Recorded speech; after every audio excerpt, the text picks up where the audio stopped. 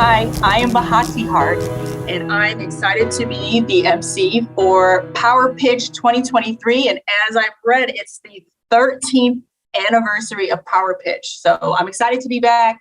Nice to see some old friends and meet some new ones. This is our third year in a row where we're doing Powerpitch virtually. We found that being online offers us the opportunity to have a larger pool of contestants who may not be able to come in person. This year's Powerpitch event, however, is a first. This is the first time Powerpitch final round is entirely comprised of IMSA students. Wow, you done beat everybody out. So once again, we'll be recording the event live via the Zoom platform and broadcasting starting tomorrow night at 5 p.m. on the IMSA YouTube channel. For those of you who don't know me again, I used to work here and Into, so I'm excited to be back with my old team. And now I'm the Director of Innovation and Strategy for the City of Aurora. Powerpitch is my favorite event of the year. So the format this year will show each team's pitch video, followed by questions from the judges. For brevity, each judge has pre-recorded the videos and has written down a single question to ask. The judges will then score today's event based on their responses, and the winners will be determined by the sum of both sets of scores. For the sake of clarity, competing teams will be represented by a single team member who will be answering all the questions. So let's meet our judges. Judges, first judge up is Dave G. Dave, introduce yourself. Tell us a little more about what you do, what your side hustles are, how you make money, and why are you here today? Sure. So my name is Dave G. I manage the entrepreneurship program at the University of Wisconsin-Whitewater, and I'm kind of a serial entrepreneur. It's kind of an illness.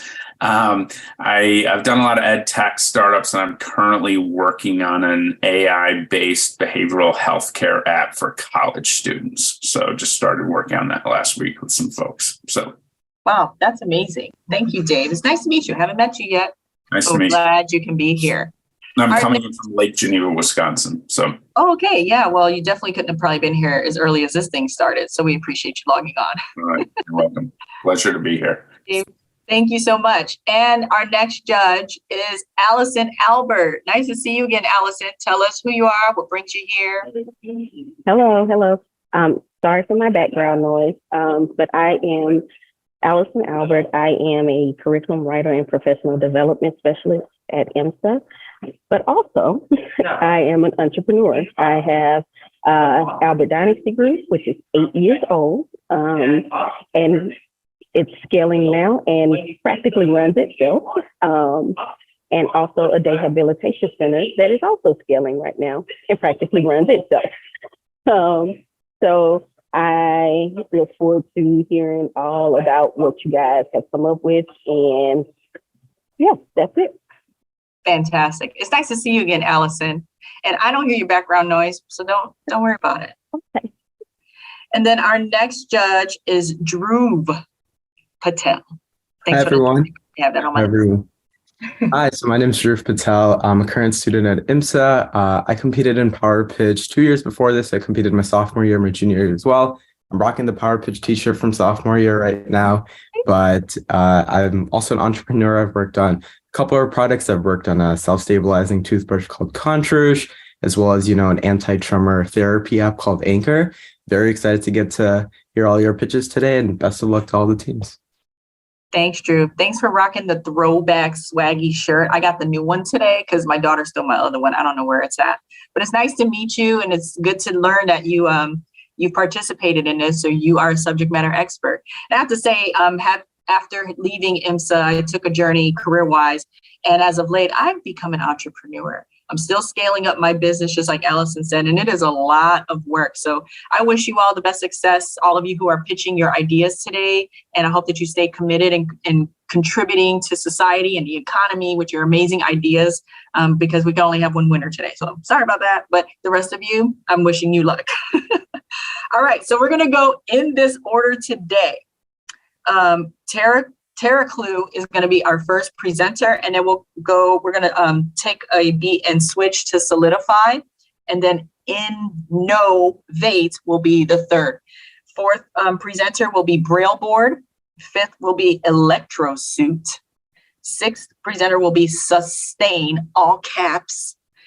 Hologram will be 7. And please feel free to reiterate the pronunciation when you introduce yourselves. I don't want to butcher this, so I apologize in advance. And last but not least, stutter on. So we have 8 contestants today. I wish you all the best of luck. Are you ready?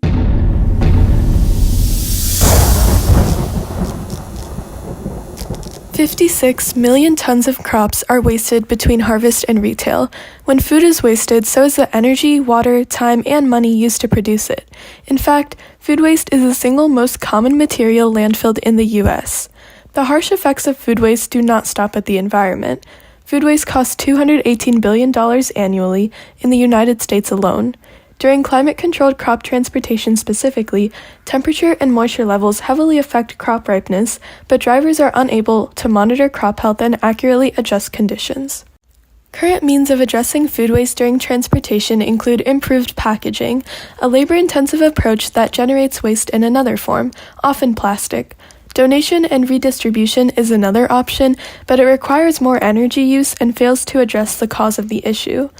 Data-backed supply chain management aims to reduce the time between harvesting and delivery and predict demand to prevent overproduction, but this method relies heavily on estimating trends that vary greatly and fails to account for crop ripening patterns and all stakeholders. On the other hand, TerraClue is a website and sensor system that predicts ethylene output levels of crops during transportation and storage to recommend temperature and humidity changes that ensure crops are delivered at the ideal ripeness while optimizing energy use. Ethylene is a gas and plant hormone that regulates responses to environmental conditions. Crops produce more ethylene as they ripen, which creates a positive feedback loop. Ethylene levels are predicted using a database of lab measurements taken over the entire ripening period of a crop at multiple temperature and humidity levels. Ethylene level predictions are extrapolated using readings from on-site temperature and humidity sensors. Based on the ethylene estimate and approximate time until the destination is reached, the ideal temperature and humidity is provided to the user via the website so that they can change conditions accordingly. The TerraClue website features different website views for retailers, transportation companies, and farms to ensure that crops are delivered at a ripeness level that corresponds with current supply and provides seamless communication between the groups. Retailers such as grocery stores will be able to provide information regarding current inventory levels and ripeness, which allows farms and transportation companies to act accordingly. TerraClue's target market is climate-controlled crop transportation companies. Executives at one such company, Cargill, have validated the expected positive impacts of TerraClue on both the environment and transportation companies, farms, and retailers. Because the only on-site component is a temperature and humidity sensing system, TerraClue can be implemented in climate-controlled storage facilities, restaurant fridges, and even homes. The breakdown of prize funding, if attained, will be divided between partnerships, legal fees, development, and hardware. The estimated production cost of one temperature and humidity sensing system is under 10, and the average truck would require 3 to 6, bringing the total cost per truck under 100, including labor. Currently, we are working with environmental engineers and executives to develop a prototype. After the final prototype is tested, we plan to work with one transportation company to further improve and test the product. One way we plan to do so is by integrating temperature and humidity recommendations with existing hardware to automate the process. Then we will launch a personalized revenue model including a flat hardware cost and a subscription-based website for each company. As stated by the USDA, reducing and preventing food waste can increase food security, foster productivity and economic efficiency, promote resource and energy conservation, and address climate change, which in turn could also decrease climate change-related shocks to the supply chain. With TerraClue, transport and storage companies will save money while making a commitment to sustainability. Join TerraClue to eliminate food waste and create a sustainable future. Thank you. Thank you, TerraClue team. Can you please turn your cameras on so we can meet you and greet you? I thought that was phenomenal. Sustainability goals, right? That's what we need right now. And I love that you hit those pain points about the environmental effects of ethylene gas, and then also the pain point of being a consumer, right? Getting fresh, ripe fruit and produce to our homes. I can't tell you how many avocados I've had to throw out. Just breaks my heart. So I appreciate you. That was a pretty amazing presentation. Introduce yourself and then we'll turn it over to the judges to ask some questions. Hi, nice to meet everyone. My name is Nithya, and I'm a current junior at IMSA. All right, judges, the ball's in your court. We can start with Allison. So the most obvious question is what made you come up with the idea in the first place? I've worked with IMSA's food service providers before. I used to be vegan when I first started attending IMSA, so I was working with them before to bring more vegan options to IMSA specifically. And throughout the process of working with them, I learned about other issues that they were facing, specifically supply, demand, and being able to coordinate all of those while also reducing waste. Okay. So your idea seems like it's pretty early.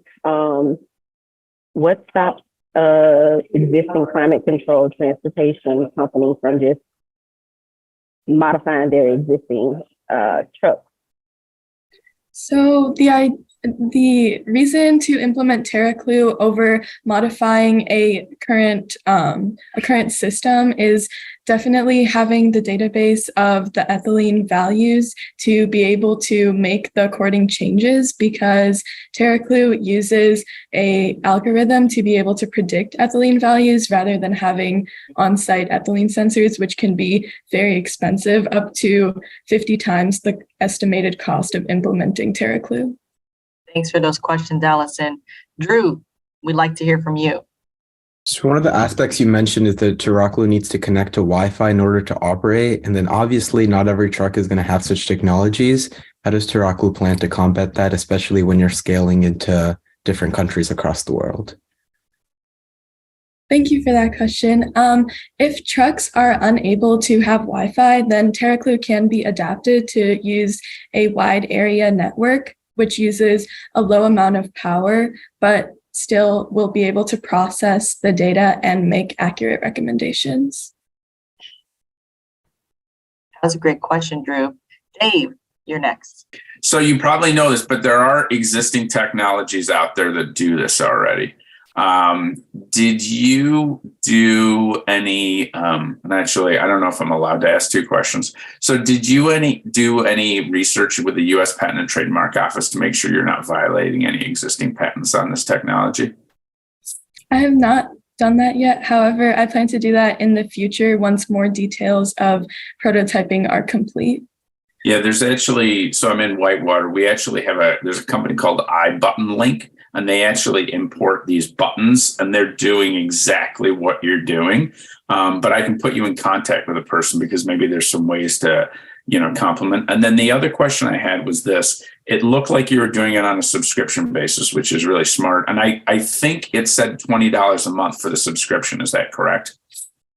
That is correct. However, that price may be adjusted, and it's only for the website and recommendation aspect rather than the hardware. And is that $20 regardless of the number of sensors? So if I'm, a company of 1,000 trucks, I would pay the same amount as if I had one truck?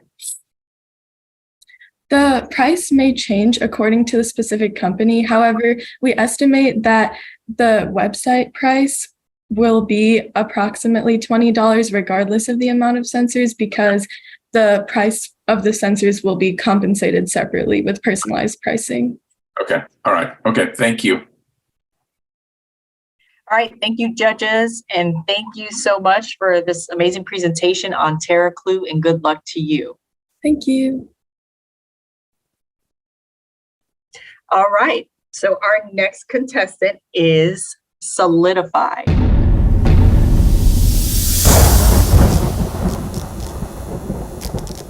My name is Raymond, and I'm here today to represent Solidify. The construction industry is very familiar with the detrimental effect of acid rain on concrete. Although concrete is the most commonly used material in construction, the cement conventional concrete is highly vulnerable to acidity. When exposed to acid rain, its components undergo a chemical reaction called carbonation that lowers its pH levels, hindering the cement's bonding strength and leading to concrete deterioration.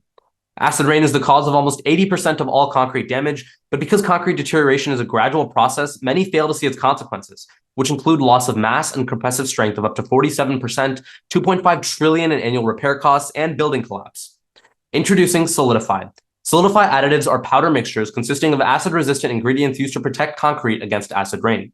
Here's how it works. Solidify's proprietary formula includes two major ingredients, polypropylene and nanosilica. Polypropylene has been proven to demonstrate very high acid resistance, so it will maintain the cement's pH levels and resist deterioration. While nanosilica is also acid resistant, it also causes concrete to have reduced setting times, which allows our additive to quickly take effect and reduce liquid permeability, which protects a large fraction of acid rain from even reaching the concrete. Whatever acid rain successfully breaches the nanosilica's defense, however, will be handled by the polypropylene's acid resistance. This dual protection allows Solidify to alleviate the effect of acid rain on concrete, and because 80% of concrete deterioration is caused by acid rain, Solidify will greatly reduce repair costs for our customers. Although Solidify's main function is to strengthen concrete's chemical properties to combat acid rain, it also strengthens concrete's physical properties to combat other damaging forces by increasing its compressive strength and impact resistance, as well as preventing cracks and rusting. Our ingredients also raise an opportunity for Solidify to simultaneously address another problem in today's society, plastic waste pollution. This growing issue is impacting human health, causing a loss in biodiversity, damaging our forests and waterways, and much more. Because our primary ingredient, polypropylene, is commonplace in commercial plastics, we'll partner with plastic recyclers to source polypropylene and be a part of the global effort to combat pollution. Because around 10 billion tons of concrete are produced every year for construction purposes, our primary target market will be the industrial market, which consists of construction companies in areas that exhibit a high volume of acid rain. Our secondary target market will be the retail market, in which individual consumers in the same areas can purchase our product for personal construction projects like driveways, sidewalks, and patios. Solidify treated concrete will allow structures to sustain peak strength for much longer periods of time under acid rain, which cuts down on our customers' repair costs and translates to great long-term savings.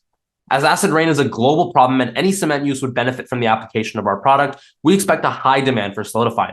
However, we'll initially market to Illinois before expanding regionally, nationally, and finally internationally. Solidify is not the first company to try to protect concrete from acid rain. Some have tried to increase concrete's physical strength by using steel rebars or grid structures. Others have tried to increase its chemical strength by using acid-resistant coatings such as methyl methacrylate. However, Solidify is the first effective product that increases both the physical and chemical properties of concrete. It can be applied directly into liquid concrete, requiring no special machinery. This advantage, combined with the fact that our primary ingredients are sourced from plastic waste, makes Solidify uniquely affordable. Sourcing from plastic waste also makes Solidify the only product combating concrete deterioration that simultaneously combats a global environmental issue. Lastly, Solidify does not use any toxic ingredients, ensuring the health of both the people and the environment. Therefore, Solidify is the most affordable, most environmentally friendly, and safest product that can effectively prevent acid-related damage. Solidify will utilize an inside and outside sales model for targeting the industrial market. The initial price of a 1 kilogram unit of Solidify, which can fully strengthen 1.5 cubic meters of concrete, is $3 with a profit margin of 30% per unit. To encourage large volume orders, we'll also offer bulk pricing. Solidify will utilize the retail market to sell branded and private label units at $6 with a profit margin of 64.7% through stores such as Home Depot, Ace Hardware, and others. After a multi-stage patent search, we concluded that we're not infringing on any existing patents. Thank you for listening and helping Solidify strengthen concrete for a better Wow, another sustainability effort and an environmentally conscious idea. Thank you so much. I was really impressed. Can you turn your camera on, please, so we can meet you, introduce yourself, and tell us. Hi, my name is Raven. Yeah, I'm a senior at IMSA, and Solidify. Great presentation. Thank you so much. So we're going to turn over to the judges. I have a lot of questions, but I'm not a judge. I'm just an MC. So Dave, let's start with you. Yeah, so great job. Actually, I've seen this pitch before, and it's just as good as it was before. I think how long, I have a two-part question. How long have you been working on this, and what sort of traction do you guys have? Yeah, so we've been working on it since, I believe, 2-ish years ago. And so the main traction that we have is sort of, at this moment, we're still reaching out to a lot of construction companies and sort of seeing whether or not this product will actually be useful to them. We received positive feedback, and we received a lot of connections to come and go speak at different construction conferences and things like that, where we can actually market our product to a larger audience, and market it to a more global audience, to where we can actually expand the product that we're selling and sort of, as I mentioned earlier in the video, expand regionally and then eventually nationally and internationally. Is it? I guess my question is it actually being used in the market yet, or is it still an idea? Yeah, so right now we're still in the prototyping phase, and so we haven't actually released the product to the market yet. We're still working on obviously the proprietary formula, acquiring a patent, and then prototyping it so that we're able to start marketing it. Okay. All right. Cool. All right. Thank you. Sounds like Dave wants to order some pallets worth of Absolutely. Totally. My driveway could use it. All right. Right. All right, let's go to Drew. That's Pitch Raven. I have two questions. So, what type of success have you seen in your prototyping thus far, and how are you approaching that prototyping? Where are you doing it? How is your team approaching that? Yeah, so the main thing that we've been doing is reaching out to chemistry professors at IMSA and other local institutions. And so we've been working with them to sort of actually fine tune the prototyping model and the formula that we're using for the actual concrete additive. And so far we've been able to very limited testing has been done, acquiring large sources of obviously polypropylene and then nanosilica is quite difficult. Once we have a more robust sort of framework for acquiring that from the oceans and actually cleaning up the waterways, we'll be able to test it much further. And so at this moment, it's still in the prototyping phase as far as building up that formula, ensuring it's like success with acid rain resistance. And then from there, we'll move on to testing it versus the concrete.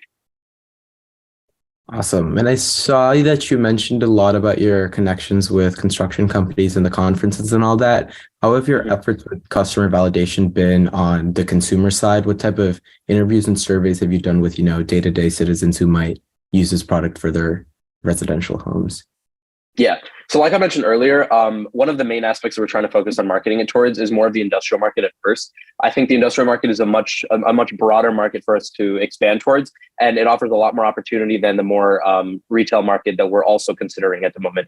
And so as far as individual consumers, we haven't reached out to any individual consumers yet. But once again, that's just a function of what we're trying to do and the function of who we're trying to market to at first. So the main consumers that we're marketing, especially in these early stages, is towards those construction companies, towards these conferences where we have large industrial providers that build huge buildings, they build huge projects they're working on, where the Solidify the benefits of Solidify can truly be seen and can truly be realized as sort of the acid resistant material that will revolutionize the world.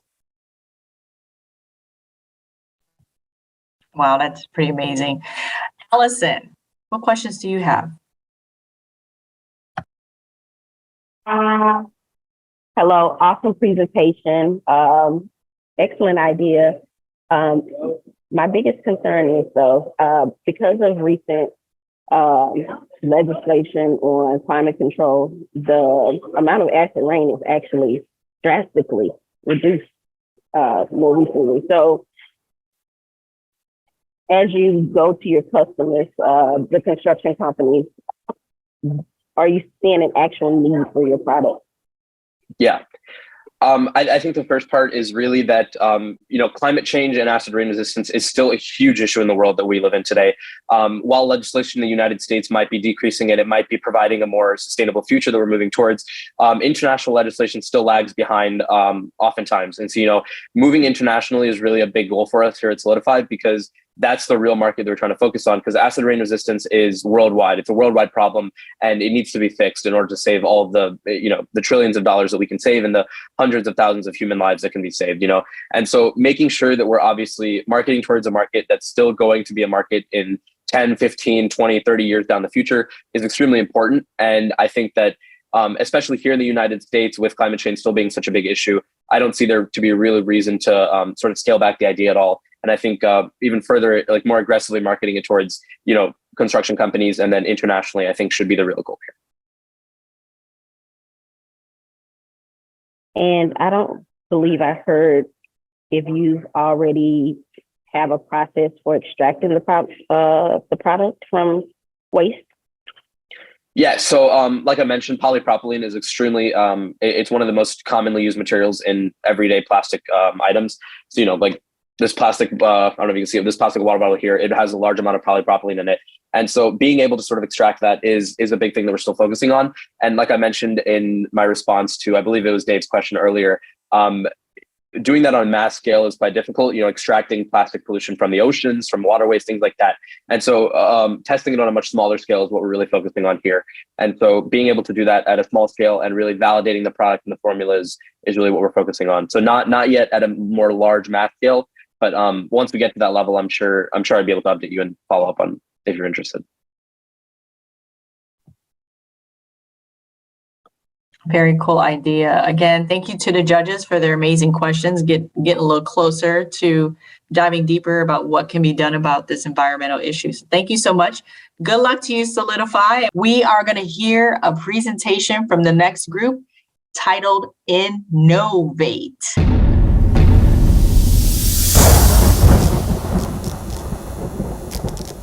Hello, my name is Neef Patel, and I attend the Illinois Mathematics and Science Academy. For Powerpitch 2023, I'll be presenting Innovate Planning App, an integrative, novel activity and task executive planning app. I'll be talking about the idea and product offering, the market for this product, and the growth potential and feasibility. The idea and product offering mainly consists of the fact that Innovate is a planner app that integrates with pre-existing platforms like Google Calendar, as well as with specially designed paper planners to provide students with a streamlined process for planning. Students who use paper planners or multiple planning tools spanning different platforms that find it difficult to manage their tasks will benefit from an integrative system. I chose the target market of students because it gives me opportunities to expand the target market strategically after measuring and learning from feedback. Working with students also allows me to more efficiently collect data, being a student myself and working in a high school environment. In order to serve as an MVP for Innovate are the cross-platform and paper planner integration functionality. The camera button allows the user to import photos. In reality, the user would be able to take or import photos off their paper planner, but I can only use stock photos on the simulator. Wireframes for the camera functionality are on the next slide. The calendar icon allows users to access their accounts on another app or website, like Google Calendar. I'm currently working on being able to connect the information from Google Calendar to the user interface and vice versa. The benefits of cross-platform integration include being able to interact with others and allowing the user to compile information from all of the supported platforms into one seamless user interface.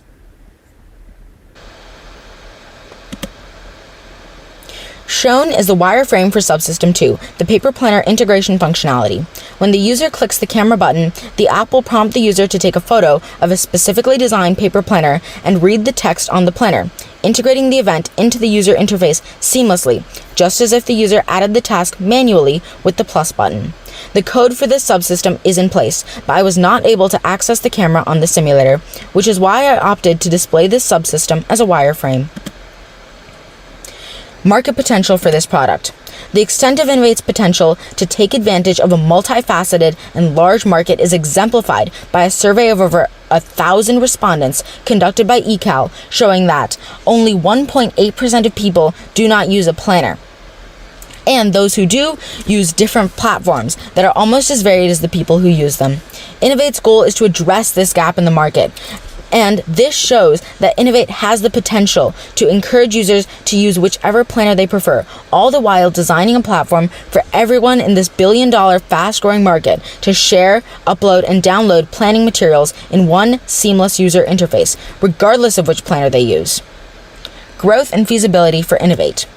A cost analysis for this app in professional app development software, which can be priced at $18 to $30 per month, considering software like Appery and AppSheet. Getting professional software is the first step to develop this app. Another factor to consider is app upkeep, which, due to the fact that Innovate is a small app with limited functionality, I estimated the cost to be $300 a year. The Firebase database Blaze plan, including storage, upload, download, and operation costs about 20 cents per user per month. Connecting this app to a database is the next step of actually allowing user functionality. Because I plan on using a freemium business model similar to other large planner apps, the preliminary cost for the premium features of the paper planner and cross-platform integration is $4 per month, based on other more established apps premium pricing and necessary pricing in order to meet the costs of creating the product. Thank you.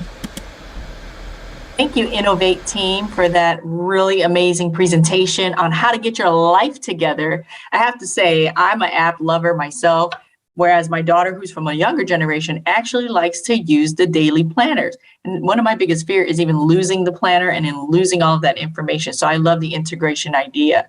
So let's meet the team. Tell us who you are and how you came up with this idea, and we'll go to the judges. Hi, my name is Neef Patel, and I attend the Illinois Mathematics and Science Academy as a sophomore. So I came up with Innovate just because I use a lot of different planners, and my school uses Google Calendar for integration or for connection with teachers and students. So it was difficult for me to keep all my tasks and ideas in one place. Well, thank you for that. So nice to meet you. I have to say again, having worked here a few years ago, seems like the problem still persists. So I wish you all luck with that. So we're going to go to our judges, who I know have a dozen questions, but we only got time for one. Drew, what you got? Yeah, so great pitch. My question revolves around this idea of paper planner. So you mentioned that only in the premium plan would you be able to get access to the paper digital integration. Like that's a feature given by the premium plan. Let's say that I'm a paper planner, but I didn't want to purchase the premium model. Does that mean that I have to convert to the digital planner solution for my paper solution currently? How do you plan to make your users make that switch? So we are offering a free trial, but it is true that the paper planner integration functionality is included with the premium plan. I'm actually currently conducting a survey with members of my target market, which are students who use various different types of planners. So currently what we're seeing is almost everyone with a paper planner is willing to pay some amount for this app. So currently the optimal pricing is $2. This survey was conducted very recently, so we have an update on the pricing, which at $2 per month, we're seeing that we need about 44 users, 39 to 44 users to break even with the costs of developing and maintaining this app. For this survey, at the price of $2 a month, 74.7% of users are willing to pay for the premium features, and those who use paper planners are especially willing to pay for that premium integration functionality.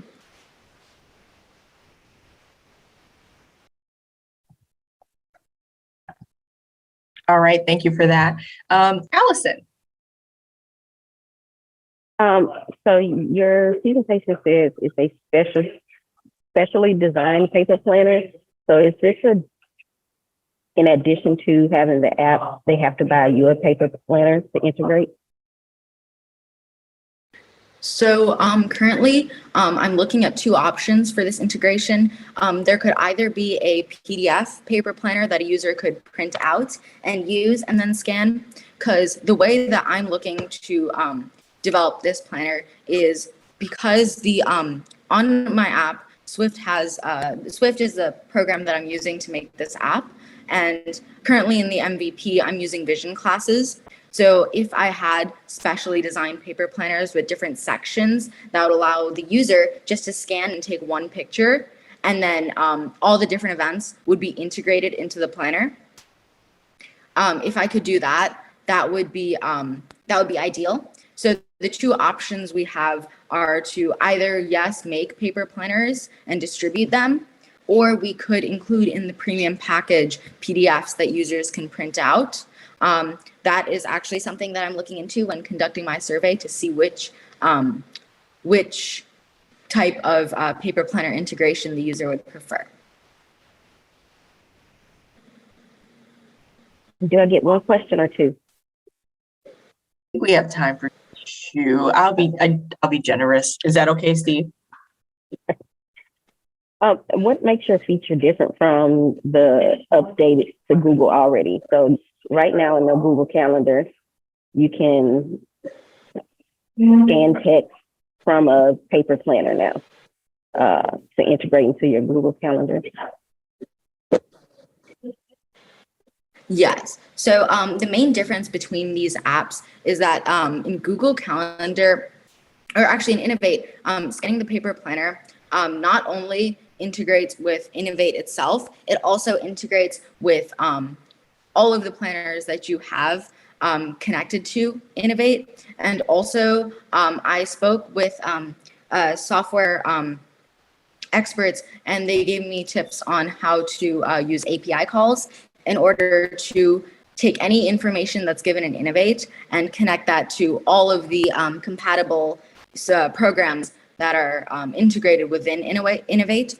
So that's one feature that I'm looking into, which is allowing all the information in Innovate, Google Calendar, Notion, or whichever other planners that you have, and having all that information.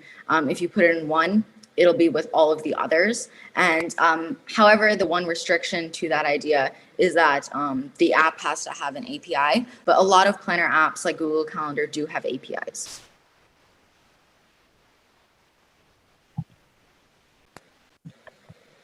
All right, Allison, you've exceeded your maximum number of questions. Just kidding.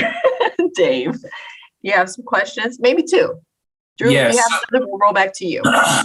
So I've taught thousands of students, and I think this is organizational skills are sometimes a challenge. But the other thing that's a challenge for college students is budget or lack thereof. I'm curious, have you done some discovery? And if so, how much on students or the target audience is willing to pay for this when there's so many free services available?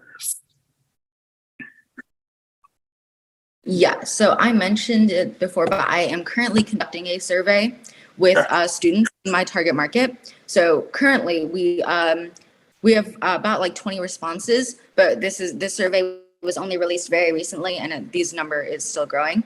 So currently 100% of the 100% of the respondents would be willing to pay $1 a month. 72.77% would be willing to pay $2, 40.6% would be willing to pay $3, and 7.1% would be willing to pay $4. So this number, we're currently getting more respondents, but this is definitely something I'm looking into, seeing what price will allow me to both meet my costs as well as make a profit and be feasible for students in my target market. Now, when you're talking about those percentages, you're talking percentages of 20 students? Yes. Okay. I believe it's more than 20. Okay. Yeah. I mean, obviously, one of the things you need to really increase your sample size and just to kind of really validate that. But okay, good. You're definitely a big demand. This survey was released, I believe, like 1 or 2 days ago. So okay. We're definitely in the process of measuring learning. And okay. on Thursday, I interviewed software experts on this as well. So I really recently finished the MVP, which is a complete MVP that allowed me to have all the integration functionality. And now after I built it, I'm working on measuring and learning before making my second one. Great. All right. Thank you. Good job.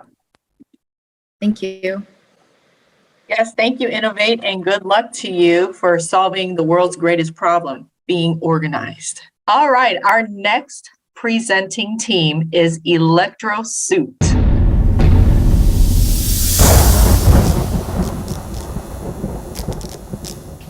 I'm Shreya Chakraborty, and as an advocate for better balance, stability, and limitless play for children with cerebral palsy, I introduce to you the ElectroSuit.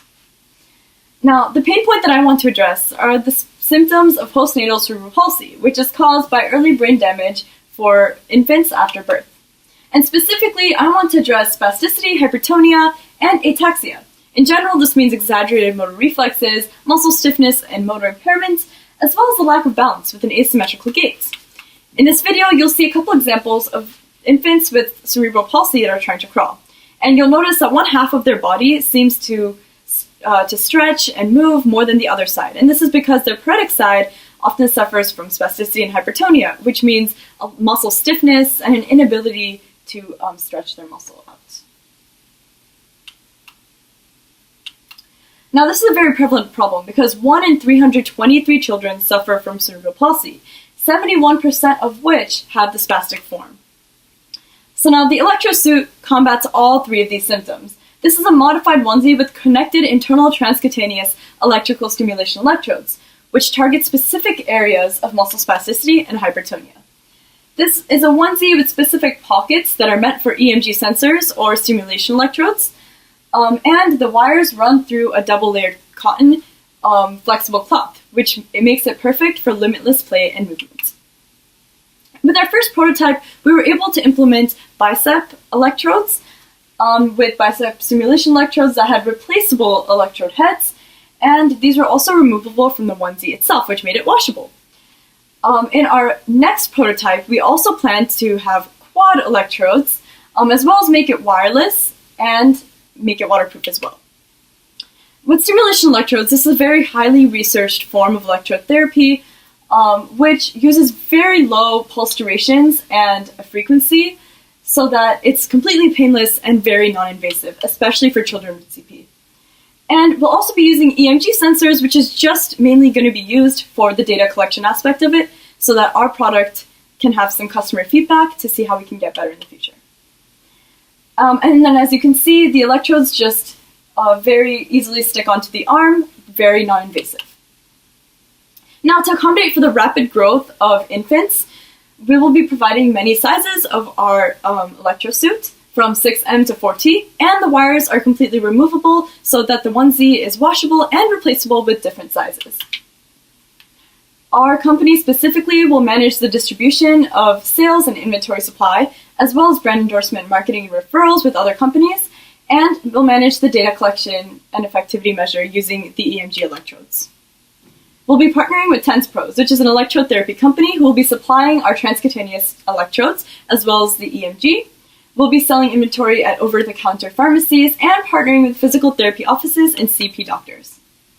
Now, the electrosuit has many things that a lot of other treatments for kids with CP do not have.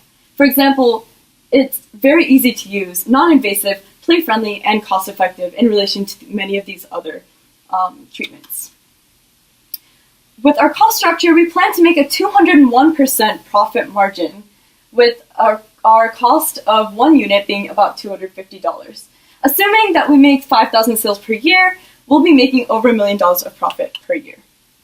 And we'll be using most of this money for our product manufacturing and a little bit for marketing and brand endorsement with partnerships as well. With our revenue plans, we not only offer the basic $250 electrosuit, but we'll also, for an extra $100, offer a 1-year accidental warranty, as well as a monthly delivery of replacement electrode heads, and a $35 per month subscription plan, which also has on-demand delivery of another onesie size. Here are my sources, and invest in the electrosuit. Oh my gosh, electrosuit, what a creative idea, I have to say, from someone who suffers from nerve damage. The TENS unit is my best friend. And then, just thinking about the quality of life of an infant who suffers from cerebral palsy and putting that in a swaggy little onesie with the IMSA logo on it, pretty cool. So thank you for your presentation. Introduce yourself. Hi, my name is Shreya. I'm a senior at IMSA. Nice to meet you. All right, we're going to go into some Q&A with our judges, starting with Dave. Give me 1 second. So love this idea. Can you tell me where you're at in the process / do you have any sort of patent on this technology? So this is actually still in the idea phase, but I do work with the principal investigator of Northwestern's Neuroimaging and Motor Control Laboratory. And for the last couple of years, I've been conducting pretty basic research on how electrical stimulation is used for patients with hemiplegic stroke. So these are adult patients though. So like the cerebral palsy research has been kind of more on the side and independent for me, but I'm trying to make a connection between these two and seeing like how effective electrical stimulation has been on a lot of the patients that I've run my trial on with hemiplegic stroke.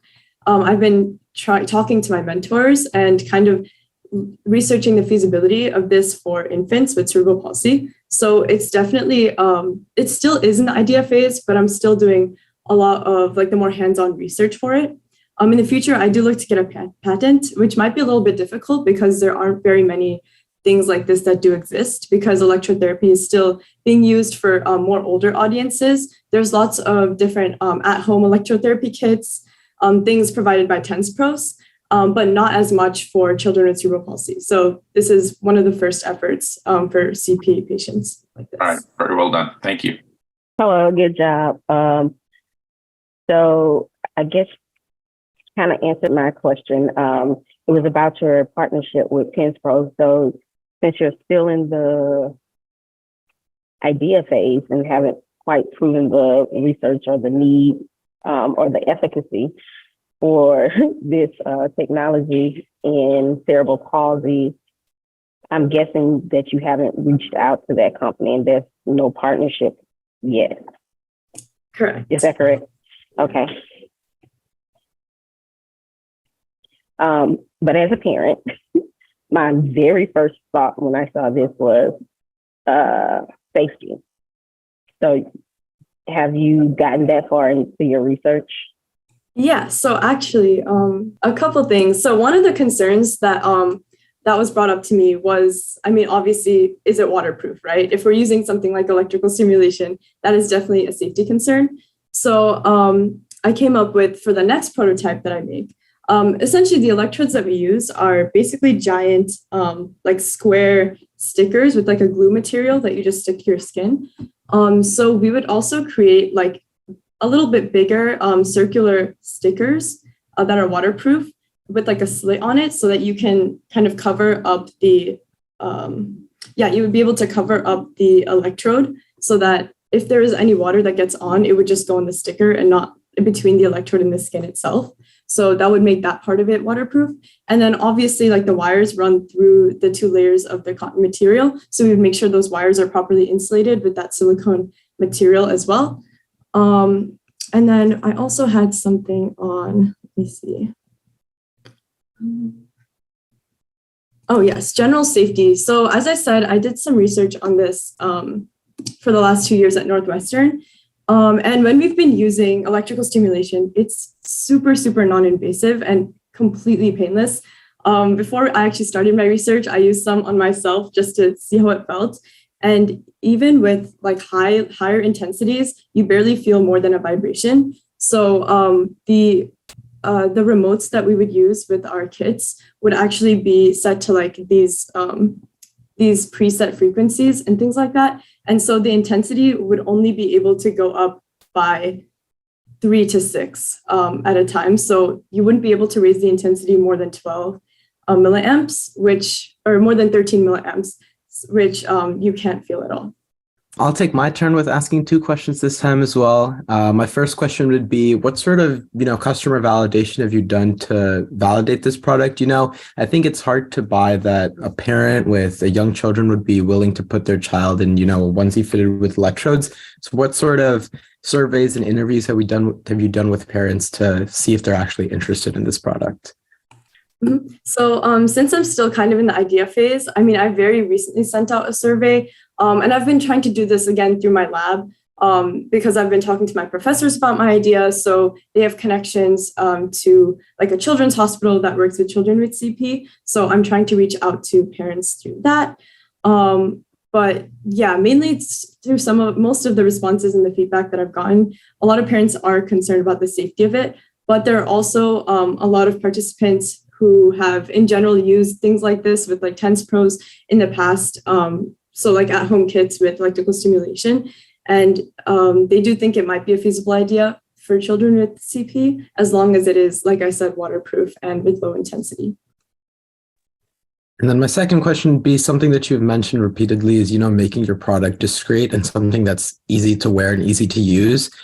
Based off your image, your wires seem to be about the size of, HDMI cables. Is this a goal to reduce the size to the point where they're not noticeable? Because I just find it difficult, if it's in a kid, they're going to move their hands all around. They might touch a wire, something might happen, it's going to break. So is the goal to make the wires, completely unseen, or what's the premise looking like here? Yeah, so actually with my first prototype, I used a 3D printed version of an EMG system, and then I used a simulation system. They're all wired. And this was like a very basic, like 3D printed prototype from my lab. And so in like the next couple of prototypes, in our lab, we actually use like wireless systems. So I hope to implement something that is completely wireless. There would have to be internal wires between a ground electrode and the actual skin electrodes themselves, but that would be inside the onesie between like the 2 layers. Then again, these would also be removable from the actual onesie itself, so you can wash that, and it shouldn't be a problem. All right, thank you so much, ElectroSuit. Okay, we're excited to introduce our next contestant called Braille Board.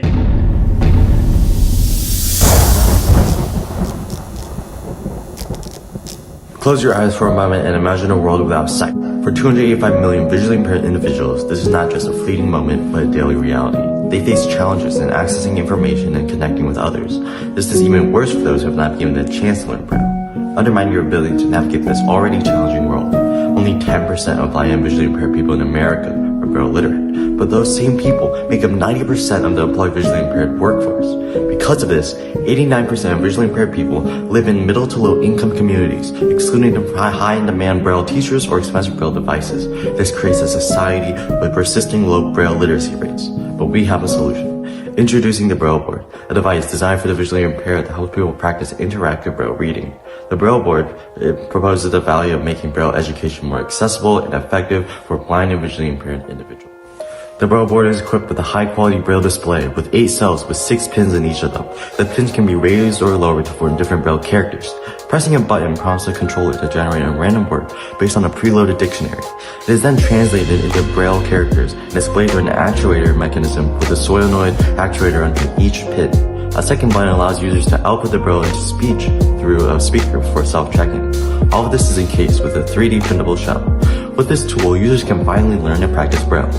The main target audience is schools and blind organizations in Illinois, with plans for expansion across America and eventually the world.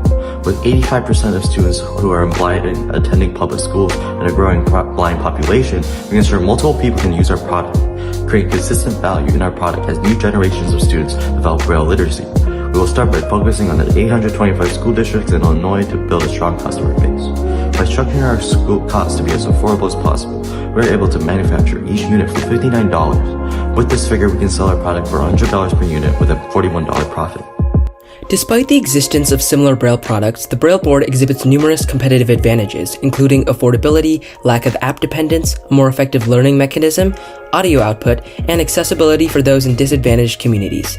To aid in distribution, we will hire sales representatives to advocate for our product to school districts to sell our product to, establishing valuable revenue streams. We can also partner with advertising agencies to push online marketing, which can be directed at educational institutions using aid in internet ad preferences. Our main source of revenue comes from selling our product to schools, with additional revenue streams from selling it directly to consumers through online and physical retailers. To further increase our revenue, we plan to offer training services to schools where we can send trainers to help design a Braille curriculum around the Braille Board. This is another potential source of revenue. Revenue growth can be maintained by expanding our market and introducing updated versions of the product with new features like additional learning modes and text-to-Braille translation capabilities. We plan on partnering with various organizations, including the National Federation for the Blind and School Speciality, to help distribute our product and make it as accessible as possible. Any school districts that we establish a connection with also constitute a partnership. In years 1 through 3, we will market to schools in Illinois, depending on local facilities for manufacturing and sourcing materials, projecting $1.3 million in revenue. Over the next 3 years, we plan to expand our market to the entire United States, independently sourcing and manufacturing, increasing our revenue to $11.4 million. After 5 years, we will target schools worldwide in areas such as China and India with larger blind populations, selling 81,450 units, generating $8.1 million in annual revenue. If we were to receive funding, we would develop our product to a functional and marketable level, purchase the equipment and facilities necessary to manufacture the product, and develop our marketing campaign. The Braille Board is a necessary innovation to make Braille education accessible. We hope to reach as many visually impaired people as possible through our product. Join us in ending Braille illiteracy. Thank you. Thank you, Braille Board. What an excellent example of human-centered design. This is what innovation and entrepreneurship is all about, right? So thank you for that presentation. And we would love to meet you. Tell us who you are and what inspired you to come up with this concept.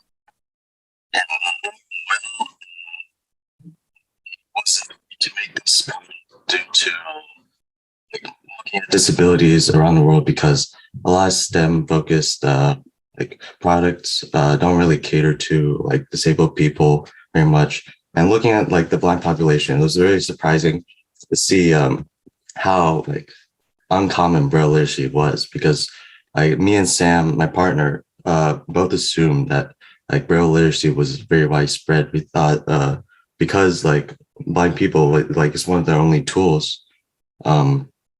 We thought it was like very popular, but like researching without it like being like popular at all, even around the world, not just the US, it just inspired us to create this product.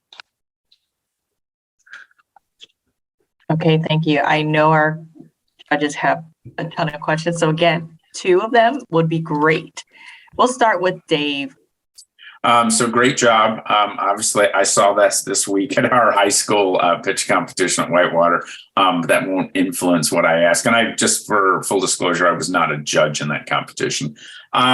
So love the mission of it. I think the fact that you have insights that going through alternate sales channels rather than selling direct is a great insight, because selling, having invested in some ed tech companies, the sales process into school districts is brutal. It can take years potentially. So if you can, school specialty is fine, but there's companies that sell like audiology equipment, for example, into school districts.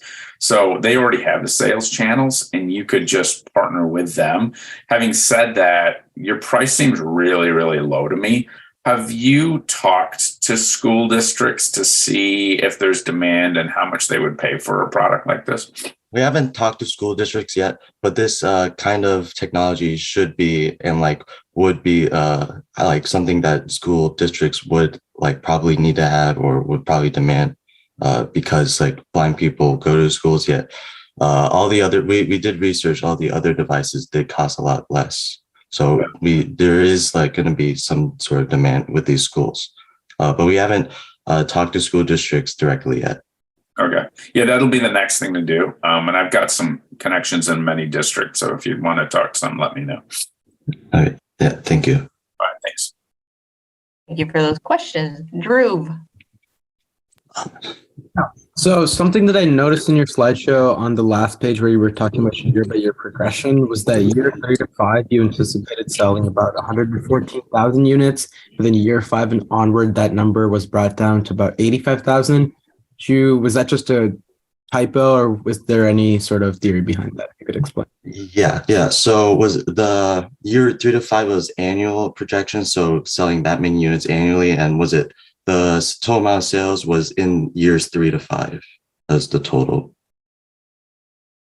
Cool. And then my second question would be, as for the import into the Braille board itself, would it just be randomized words, or could teachers put in custom words that align with, the curriculum and the type of content they're going through? Let's say they're, talking about like housing or human body parts. Could teachers import specific words for their students to practice, or would it just be randomized as always?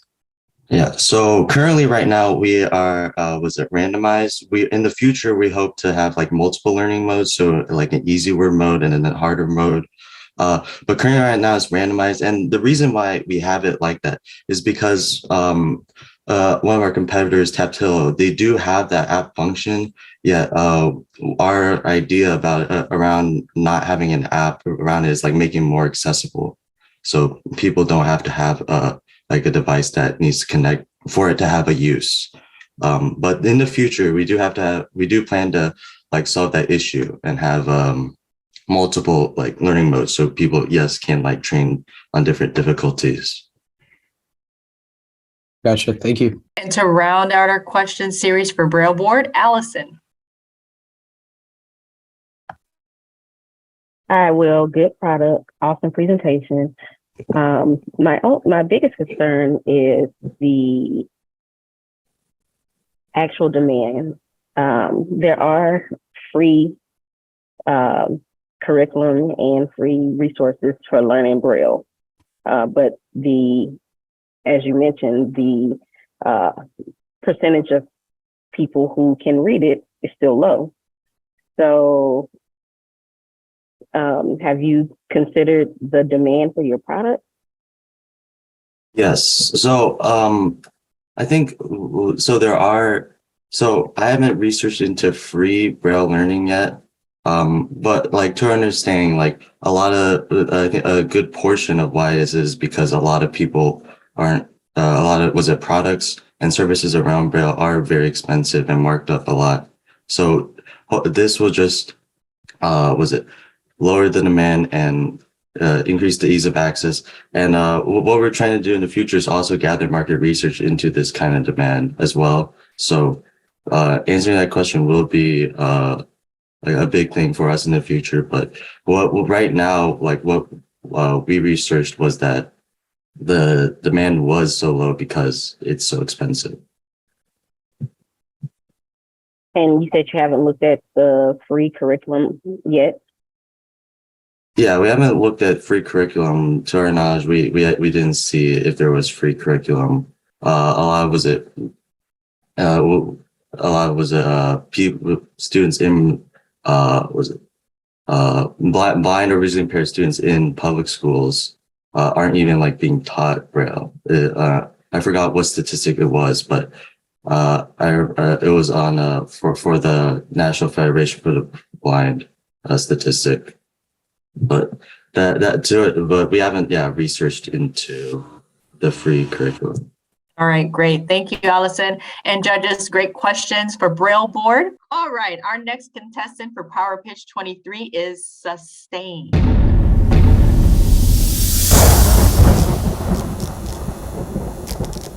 Hi, I'm Manu. I'm Carissa, and we go to the Illinois Math and Science Academy. Our product is Sustain. Imagine you are a teen scrolling through Instagram or TikTok, and you come across an influencer who is doing a $1,000 Shein clothing haul. Of course, the ethicality of Shein is one issue, but the larger issue at hand is the problem of overconsumption. The number of clothes the average consumer purchases has increased 60% between 2000 and 2014, but are only kept half as long. Additionally, 11.3 million tons of textile waste, which are 85% of all textiles, are thrown away yearly. Currently, consumers lack knowledge about the environmental impact of their clothing, and many of them face difficulty making informed decisions about fashion choices. Moreover, the adverse effects of social media on overconsumption are clear, and we aspire to create a social media platform that promotes mindful consumption and fosters a more sustainable approach to purchasing. Introducing Sustain. Sustain is an app used to optimize outfit selection and provide itemized metrics relevant to a consumer's environmental impact. This app will allow users to visualize their clothing footprint and promote a more sustainable approach to fashion. The app will allow users to upload their daily outfits to create a virtual wardrobe and track their clothing choices. With each clothing item they input, the app will provide users with a sustainability score based on two main factors. The first factor is the brand and its manufacturing footprint, which accounts for 40% of the score. This data will be derived from the website goodonyou.com, a website that rates the sustainability and ethicality of brands. Additionally, we are working with them to gain access to their API to have direct integration with our app. The second factor is the frequency of wears, which accounts for 60% of the score. This data will be derived from the user's initial estimate of their frequency, then by tracking clothing wear as they continue to log their outfits. Users can also share their daily outfits with their friends on the app. Additionally, one of the key features of Sustain is its image recognition feature that allows users to easily find their previous clothing items when logging new outfits and purchase secondhand clothing items similar to the outfits they may see on the app. Ultimately, Sustain makes it easy to curate individuals' personal style and connect with others who share their passion for sustainable fashion. Our target market is primarily American Gen Z females who are interested in sustainable fashion, so our serviceable available market constitutes of 62% of the 37.7 million Gen Z females, which is a percentage who prefer purchasing sustainably, according to a survey conducted by Forbes. And if we initially capture 10% of the estimated serviceable available market, then we will have 2.3 million users. We plan to use social media marketing to reach our target audience through apps like TikTok, Instagram, and Snapchat. We plan to have multiple streams of revenue. First, a premium subscription that users can purchase through the app for $5.99 a month. We will also utilize affiliate marketing for partnerships with secondhand businesses like ThredUp and Depop, as well as ad revenue from companies that promote similar goals such as Good On You. In terms of competition, there are fashion outfit trackers currently on the market, but ours has a focus on sustainability and slow fashion. Our direct competitor is an app called Drip Check. They have some of our features, but Sustain adds the sustainability aspect, as well as more personalized features for the user. At this stage, all investments toward our product will go towards initial app research and development. In the future, our app maintenance costs are estimated to be $280 a month. We plan to start app development in June until the end of this year, hopefully launching the first version of Sustain. After the launch, we will focus on improving and expanding the features and functionalities of the app, as well as improving marketing and user acquisition to gain traction and build a strong user base. Sustainability never goes out of style with Sustain. All right, so that was Sustain, and I am traumatized as a fellow Shein victim. Although I'm not a Gen Z female, I have been a unfortunate participant in what's happening with that fast fashion movement. But I swear I'm thrifting now. So, so that was an interesting presentation. I'd love to get to meet you, learn more about what inspired that, and then go to the judges for questioning. Hi, I'm Carissa. My teammate is Manu Mamalapalli, and we are both sophomores at the Illinois Math and Science Academy. So I guess what inspired us to create this product was that we wanted to create kind of a social media platform that would really have a social impact on users and help to decrease the problem of overconsumption, and especially with like the Gen Z generation. Well, thank you so much for being advocates for cleaning up the environment for our bad habits. So let's go to the judges. We're going to start with Allison. Hi, Carissa. So the most unique feature about your app seems to be the social media aspect, right? So what would stop a user from just using the app that doesn't have the social media part and going straight to the things that are already established and doing that? Yeah, so the social media aspect really provides us with a platform not only to expand our user base, but also provide like an incentive for users to use this app. Social media has a huge impact, and a lot of the social media that we use today has really negative effects, especially like the consumeristic mindset.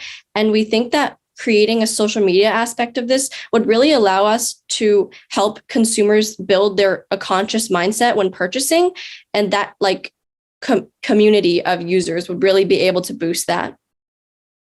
So your social media platform would be outside of the already established platforms?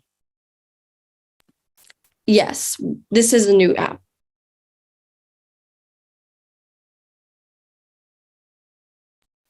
Great questions, Allison. Thank you so much. Dave.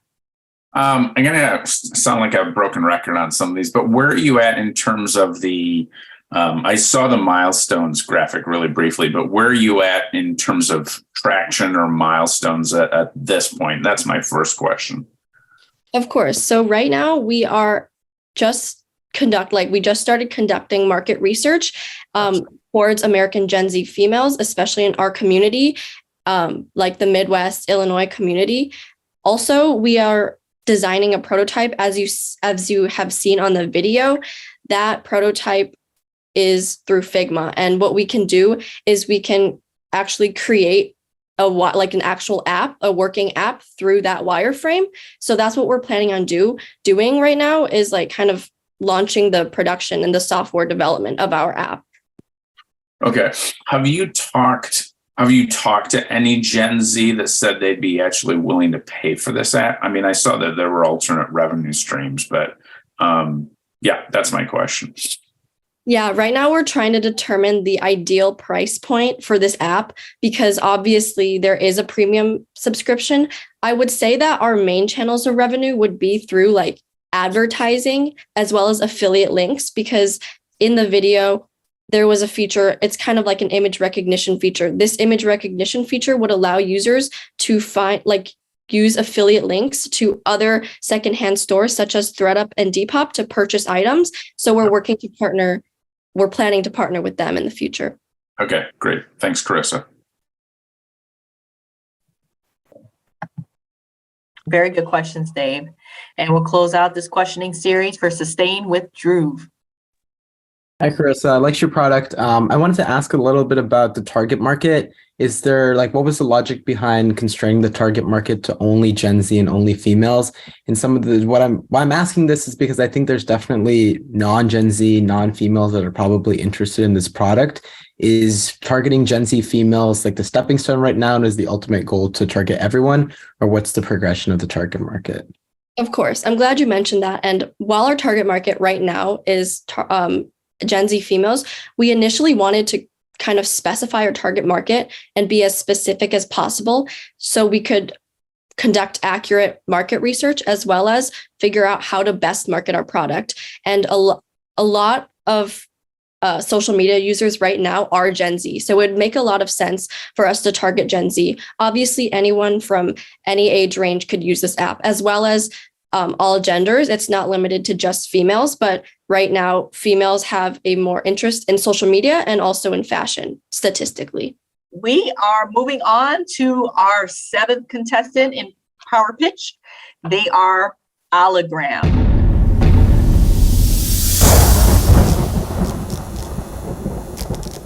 Hello, my name is Joshua Mu, and I'll be presenting Hologram, a novel product for detecting biofilms in hospitals. Before we start, I would like to talk about Josh Nahum. He was a healthy 27-year-old skydiving instructor who studied child psychology in college. On Labor Day weekend in 2006, he suffered a terrible skydiving injury, but he miraculously survived. However, at the hospital, he developed a hospital-acquired infection from MRSA, and he died just 2 weeks later. This tragedy, like many others, was caused by a drug-resistant biofilm that spread to his wounds. But first, what are biofilms? Biofilms are bacterial colonies that can attach to virtually any surface. They're resilient to disinfection and can remain hidden in tiny crevices, waiting to release dangerous bacteria. Because of this, biofilms cause almost all hospital-acquired infections. Every year in the US alone, these infections harm 1.7 million people, causing an astronomical $28.4 billion in costs. Fortunately, Hologram is a test kit that can quickly and cheaply detect biofilms. It uses a molecule called oligodiophine HFTAA to bind to the cellulose found in biofilms, creating a fluorescent complex that lights up under a special light. If fluorescence is observed, then users can quickly deduce that biofilms are present. The test kit consists of 2 halves that twist together. Inside the bottom half is a glass vial of a test reagent containing oligodiophine HFTAA. When the user twists the 2 halves together, the glass vial inside is crushed to release the test reagent. This is quite similar to breaking the glass vial inside of a glow stick. To use the test, simply sample a surface with the provided swab and insert the swab into the test kit. Then, twist the 2 halves together to break the glass vial containing the test reagent. Next, shake the test and wait a couple of minutes. Finally, shine the provided light into the observation chamber to see if there's any fluorescence.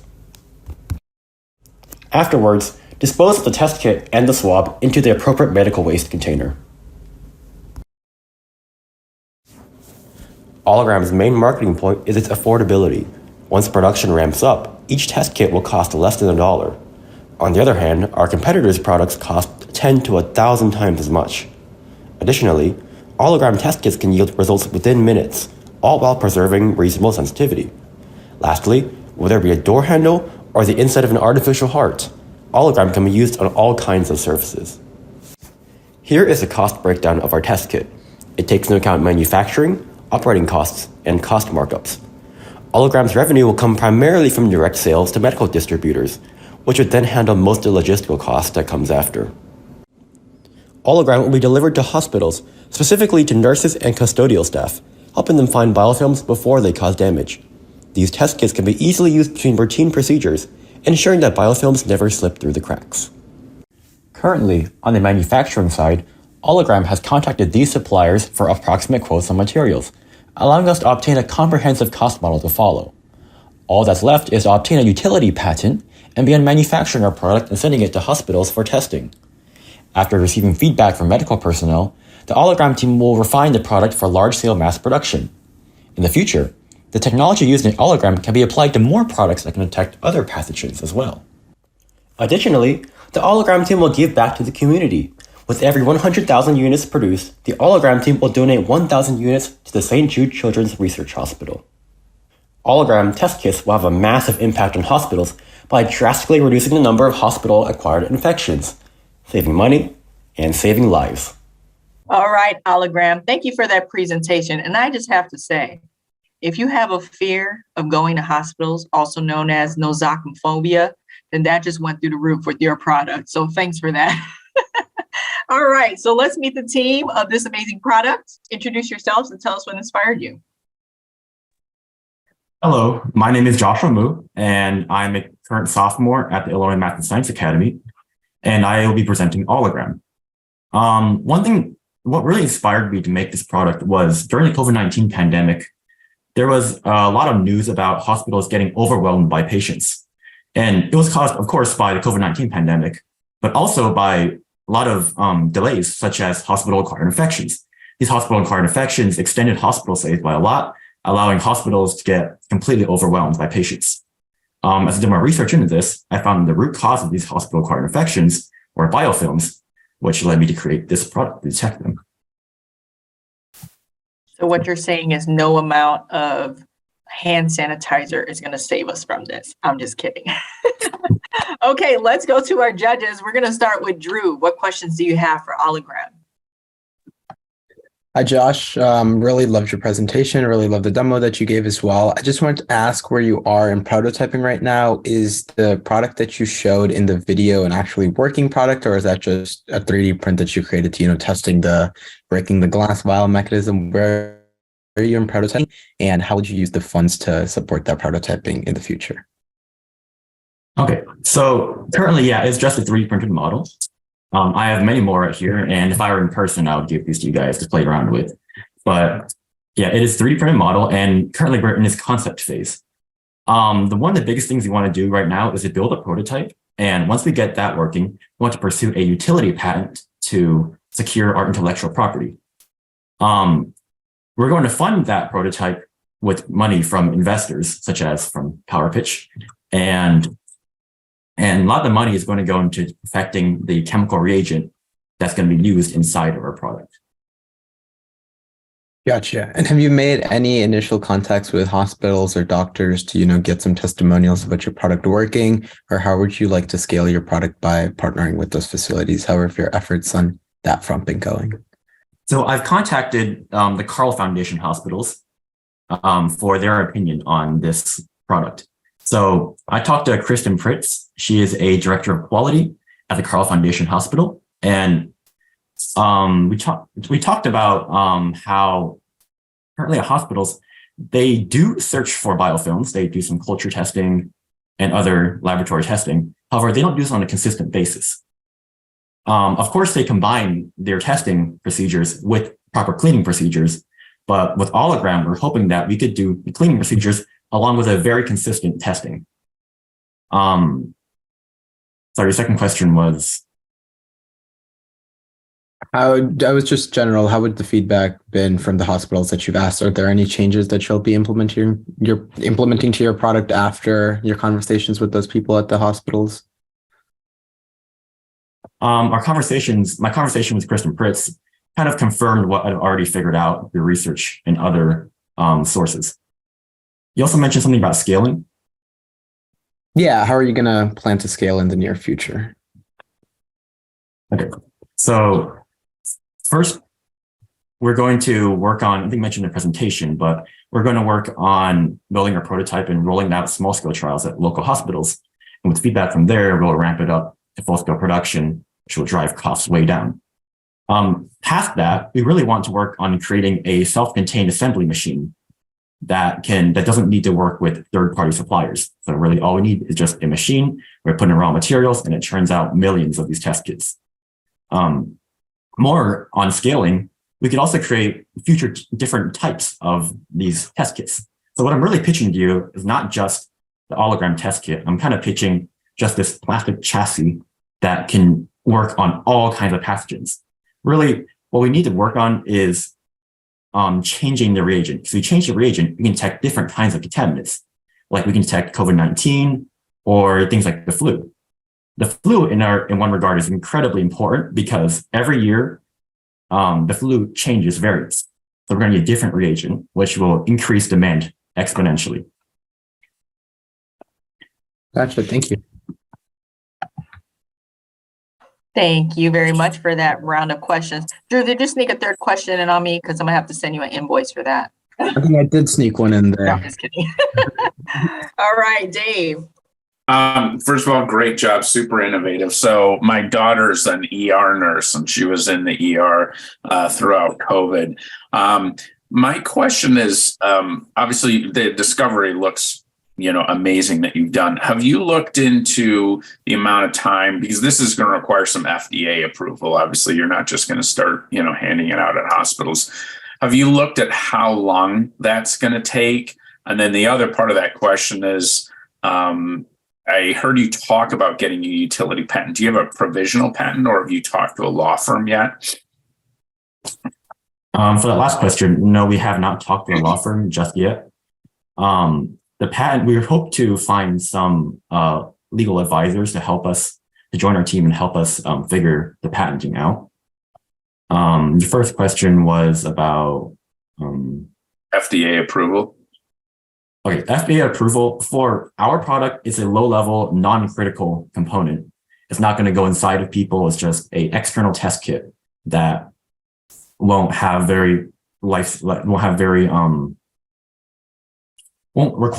need to go through a lot of FDA regulations that say like a artificial heart would, or a prosthetic.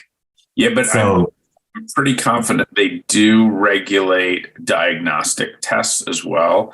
So my point with all of this is there's going to be some expensive legal work and time to get through this. And then there's the sales channels as well.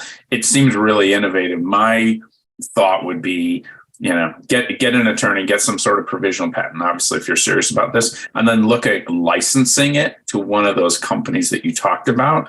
And then, you just get recurring revenue. You don't have to get in the manufacturing business and the sales business and the marketing side, and it'll help overcome some of those initial startup costs and the time, which I think you're probably underestimating. Absolutely. Okay. Very good job. Very good job. Yes, good job. Great round of questions, Dave. Thank you. Allison, what you got for us? Dave stole my line of questioning, but I too was thinking about the licensing application for this because right now in hospitals, one of the biggest things is the speed of turnover for rooms. And so there are already several companies making biofilm assay kits. I'd love yours because it's small. It can be handled by janitorial staff. So that was my question. Like, where were you on the track for FDA approval, and have you considered licensing this to a company that's already producing biofilm kits? Compared to our competitors, our biofilm test, our allogram test kit is a lot more versatile. And also it's going to be, as I said earlier, as manufacturing ramps up, it's going to be massively cheaper than all the other options available. As for licensing, we're hoping that once we get our utility patent figured out, we can license that out to other manufacturers in different states, help reduce the logistic cost of making these test kits. All right. Thank you, Allison, for that round of questions. To all the judges, thank you so much. Very insightful. All right. We are live at Powerpitch 23, getting ready to welcome our final presenters. Stutter on.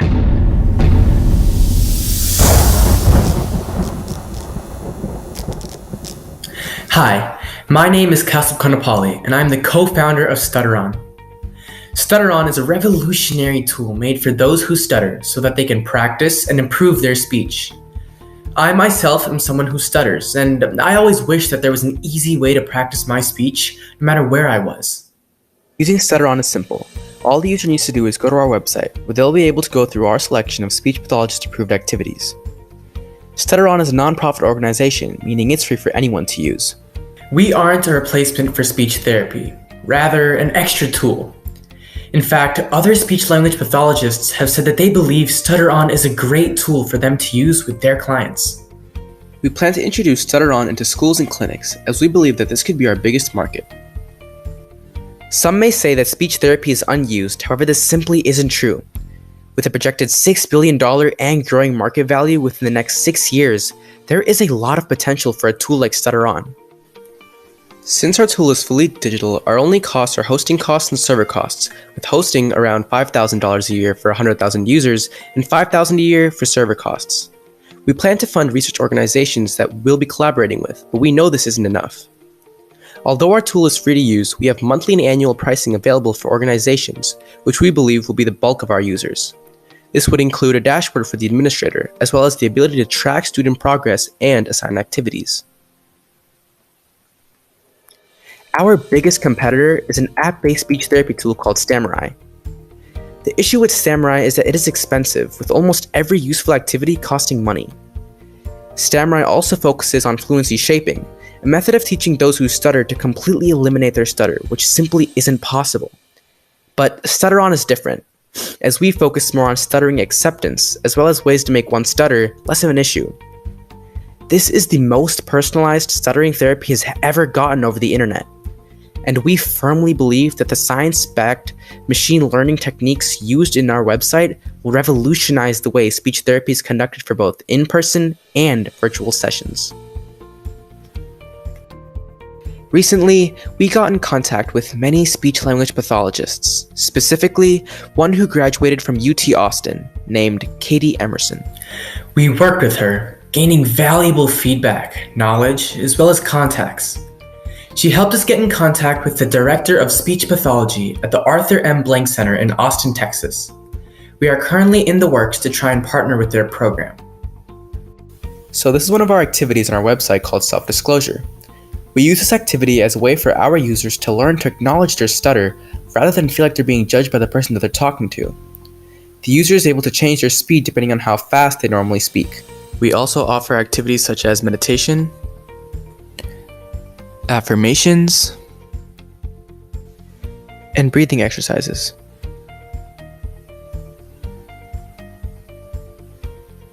We also created a video calling feature where users will be able to speak with those who stutter. Using AI, we were able to give them feedback as well. We wanted to hear what others had to say about StutterOn, so we posted about it on a stuttering support group on Reddit.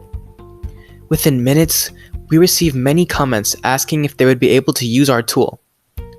We had so many people who said they love the convenience of StutterOn and can't wait to use it once it's released. StutterOn isn't ready for the public just yet. However, we hope to release it soon. With funding, we would be able to release it even sooner. Our goal with StutterOn is for everyone to speak with confidence. Thank you. Great job, StutterOn. I applaud you for coming into this space as a nonprofit and also as the user from your experience. So what a brave choice. And love to get to know you. Introduce yourselves to the audience. StutterOn team, sorry. Yeah, hi, my name is Kaustubh Kondapalli, and I actually don't attend IMSA. I'm a sophomore at Bridgeland High School. I used to attend Matia Valley High School, and then I moved to Houston. My partner, his name is Raj Malakanti, and he is currently a senior at Matia Valley High School. Very good. So we're going to go with our round of questions from the judges, and we will start with Dhruv. Hi, great pitch. Really loved your product. Obviously, you've been doing a lot of customer discovery and validation. I really love you posting things on Reddit. What are some of the feedback that potential users have been giving you, and what are some of the things you've changed in recent times according to their feedback? Yeah, so I would say at the beginning, we started, or at least with my experience with speech pathology, it was a lot of fluency shaping. And so what fluency shaping is, it's a method of speech therapy that's essentially trying to reduce your stutter or get rid of it. And that's kind of changed over the years. And so a lot of comments that we received were of people saying that, this is something that we can't necessarily get rid of, but we want to instead accept. And so we spoke with, as we mentioned earlier, one of the SLPs, and she mentioned that that's one of the things that she's been working on with her clients is more of tools that can help them, like, for example, introduce themselves as someone who stutters. And that's something that we got with feedback on our Reddit post. And it was a lot of just seeing like different tools and options for the client. Awesome. Thank you. Yeah. Thank you for your questions, Drew. Dave. Yeah, nice job. So it looks like you've already done some development on this. Yeah. How close are you to having a beta? Yeah, so we're actually very close to this. We're about 75% done with our tool. We've developed all of this ourselves by coding it. And so we've basically been trying to get research, and we want to make the tool as effective as possible for the user. So that's why we've been holding off on releasing the tool. So the contacts with the speech language pathologists, that's been almost our final push into really getting it out there. So once we finalize what activities and how effective these activities are, like once we get that on our website, that's basically it. All we have to do is release it to the public. And did you use like no code or some sort of service like that, or did you just code it all yourselves, or how did you do that? Yeah, no. So we actually coded this all ourselves. Almost all of our models are done by scratch. We used React, Python to code this, and we used some Flask as well. But almost all of our models that we're using are coded ourselves, and we use some open source models and we modify them. But basically, everything is done by scratch. Is done from scratch. Very impressive. Yeah. Thank you.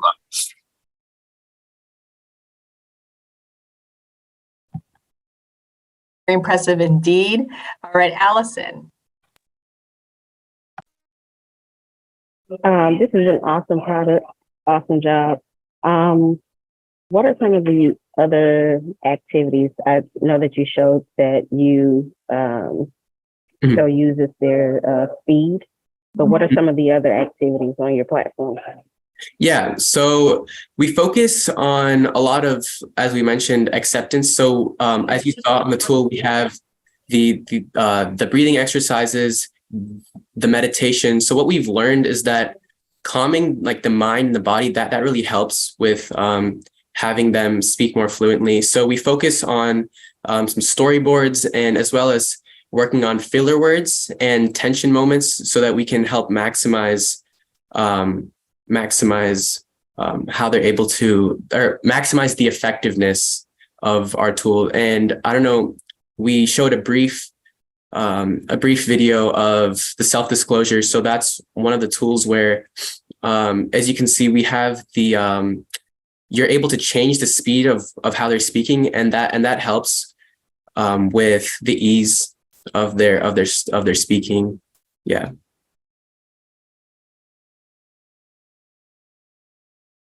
And besides the woman who is helping you to implement the activities, what other organizations have you contacted about using this platform? Yeah, so we actually contact numerous speech language pathologists, not just Katie, that we mentioned in the video. So we had one from Pennsylvania, and she really liked our tool, and she said that she wants to use it with her clients once it's released.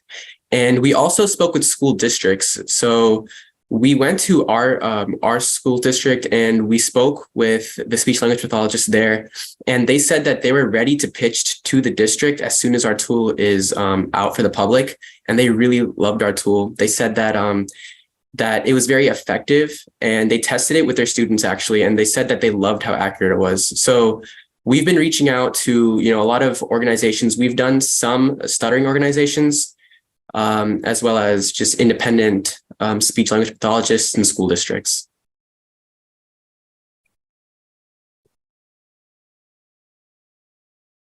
Thank you. Mm-hmm. Thank you. All right. Thank you to the team at Stutteron. Thank you to the judges for your amazing round of questions. Okay, ladies and gentlemen, the envelope, the winners are in. I'm so nervous. Okay, here we go. The winners for Powerpitch 2023 are right here in my hands. Okay. Starting with 5th place, winner of $500 is Tara Clue. Good job. All right. Okay, fourth place winner of $500 is Braille Board. Congratulations to you, Braille Board team. Thank you. Thank you so much for this opportunity. Good job, guys. Woo! In third place for $1,000 winnings is Sustain. Congratulations, team Sustain. Thank you. Thank you so much for this opportunity. Okay. Woo. It's getting hot here. We'll get down to the last two. In second place for a whopping $2,500 is Hologram. Congratulations to the Hologram team. Thank you so much for having me here. It was a pleasure presenting Hologram to you guys. Good job. Nice. Ladies and gentlemen, they put their heart and soul into this, and they deserve this first place winning of $4,000. First place, Powerpitch 2023, lucky number 13 year in a row is Stutter On. Congratulations to this team at Stutter On. Good job. Thank you so much for this opportunity. I really learned a lot from this experience. Congratulations. Woo, these are all my new best friends. We're going shopping. I promise you it won't be fast fashion. These were all great. These were collegiate level. It's just they were all really, really well done. And big shout out to Steve and your team as well, because without you, these wouldn't be happening, and this competition wouldn't be happening. So exactly. So great. I would like to thank everybody here, all the judges that came and helped us out with this. You're all very much appreciated, and we have some swag for you, so you'll be getting that. All right. This is the saddest part, but the best day ever. So again, congratulations to all the contestants, whether you won or not. I'm going to strongly encourage you to keep turning your ideas into impact. Powerpitch may not have been the place for you, but there's so many other opportunities out there. So explore them, look for them. Good luck to you all. I want to thank our judges for being here today. Dave, Allison, and Drew, fantastic job. A lot of great questions to make them think outside the box and to improve their product. And your offers to connect them, I'm sure they're going to be contacting you. So keep your phones on. And again, we are in our 13th year, lucky number 13. As Steve said, we definitely want to come back full action packed in person in 2024. So we hope to see everyone at Powerpitch 2023. Keep turning your ideas into impact and innovating and being great. We out.